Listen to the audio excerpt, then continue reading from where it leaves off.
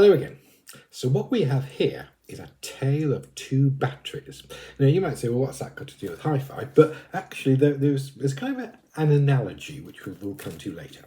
So the two batteries in question are both MagSafe batteries to charge my iPhone. There is the Apple MagSafe battery and the Anker, and this is the Anker Powercore 5K, which also seems to be known as the 521.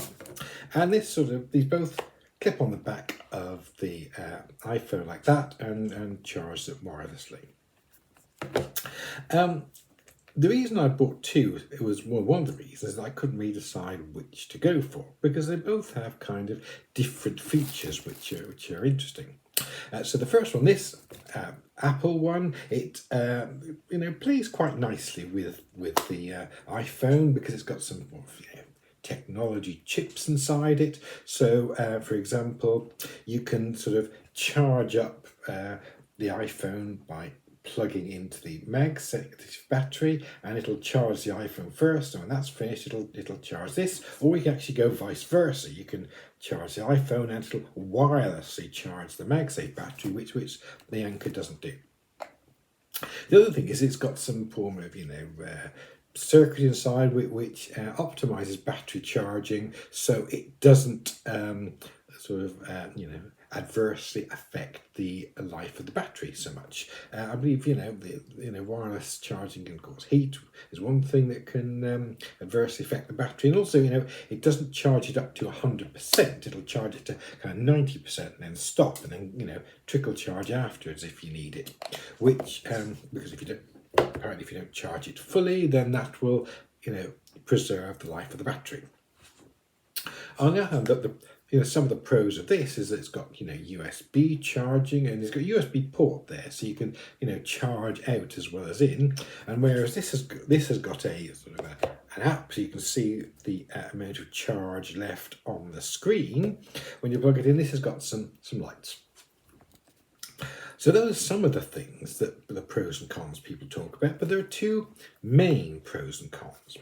The first is price. This retails at £90 and this retails at about £40 usually, kind of the after tax. The other thing people talk about is charging capacity. Now, apparently charging capacity is done in, I believe it's in milliamp hours. Now this battery, this has got, I've got this written down, 2,207 milliamp hours. This is rated, I believe, at 1460 milliamp hours, whereas this, as the 5K name implies, has got 5,000 milliamp hours. So you might think, well, hang on, that's going to charge it about maybe 2/3 of the way. At this, I can get 2 and a bit charges out of it. But no, people say online, and this is what got me interested thinking about the hi-fi. They say that the way Apple measures its milliamp hours is different to the way Anker measures milliamp hours. So actually you get more charge than you expect from this and less charge than you expect from this. And of course, that's something I'm used to in hi-fi circles. This is the analogy, and here I was thinking about watts per channel. So for example, this knob sound tone amplifier, the manufacturers recommend it, or reckon it's got 2 times 50 watts per channel, which is the same as the manufacturers of this Myriad amplifier say, also 2 times 50 watts per channel. I'll leave you to guess which is actually, which I think is actually right. So what I've done is I thought, well, actually, the other reason I bought them is that initially I bought this because I saw a new one for £55. I thought, well, that's only £15 difference, so I'll get this one. And then, of course, immediately the week afterwards, this was discounted by 1/3, so then this is only £27 something. So I bought this. So I thought, well, I've got both. What I'll do is I'll do a bit of an experiment. And so what I've done is I've been charging up this. I let it run down with both this and this. And I'm going to hopefully put the results on the screen now. It's going to picture in picture and kind of talk over them. Okay, so hopefully that's on now. If not, I'll be talking about it later.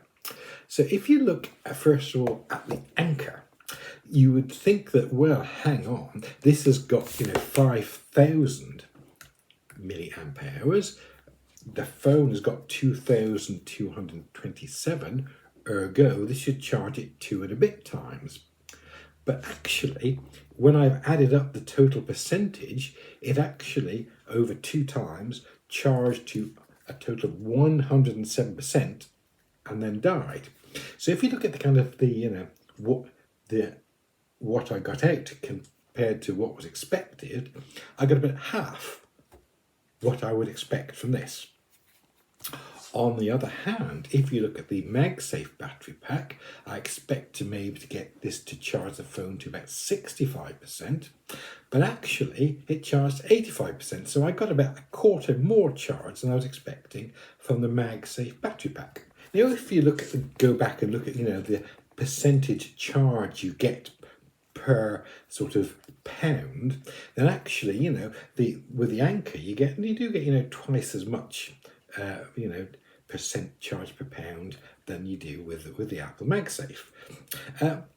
But if you're going to get this and think, well, that's 5k, I can get a couple of charges out of it, you're going to be sorely disappointed. So there we are. I hope you thought that was very interesting. I thought it was very interesting, the one, because I would have looked at it and thought, well, 5,000, 1,460, they're both comparing like with like, so you're going to get the same sort of proportion of charge, but you don't. So there. So I guess as well as watts in hi-fi output, mega or milliamp hours in charging is about a similar thing. Yeah, hope you find that's interesting. Back to hi-fi next time. Thanks for watching.